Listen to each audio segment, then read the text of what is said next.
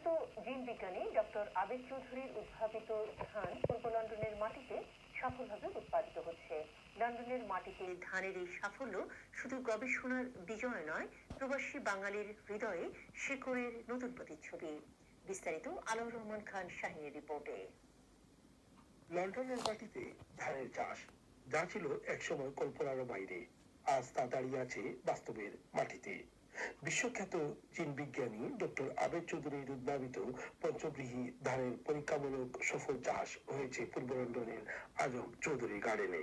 এ যেন ইতিহাসের এক অনন্য মাইলফলক। বিলেতের প্রতিকূল আবহাওয়া, ভিন্নধর্মী মাটি, সব ধরনের বাধা পেরিয়ে এ ধরনের ধান উৎপাদন বৈশ্বিক খাদ্য ঘাটতিতে বিরাট সহায়ক ভূমিকা পালন করবে বলেই মনে করছেন অনেকে। 2023 সালে ডক্টর আবেদ চৌধুরী স্যার আইয়া তাই আমারে দান দিয়ে গেছিল।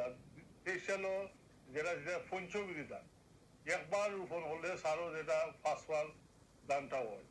এই দান রোপণ করিয়া দেখা গেছে আমি 3বার দান কাটছি।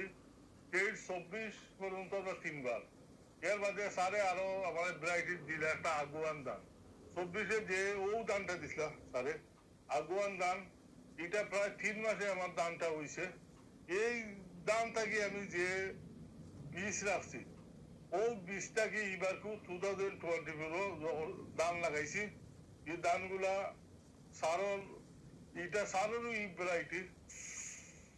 ও দেখো আপনারা দান দেখুন, এখানে আমরা দেশের মতো দানটা হয়েছে।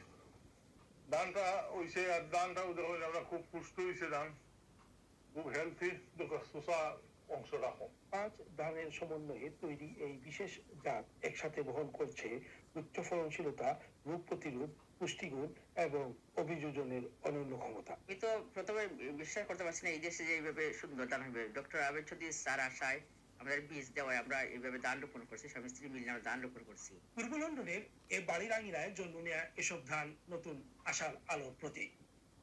বিজ্ঞান, পরিশ্রম আর স্বপ্ন একসাথে মিলে গেলে এটাই প্রমাণিত হয় যে অসম্ভবকেও সম্ভব করা যায়।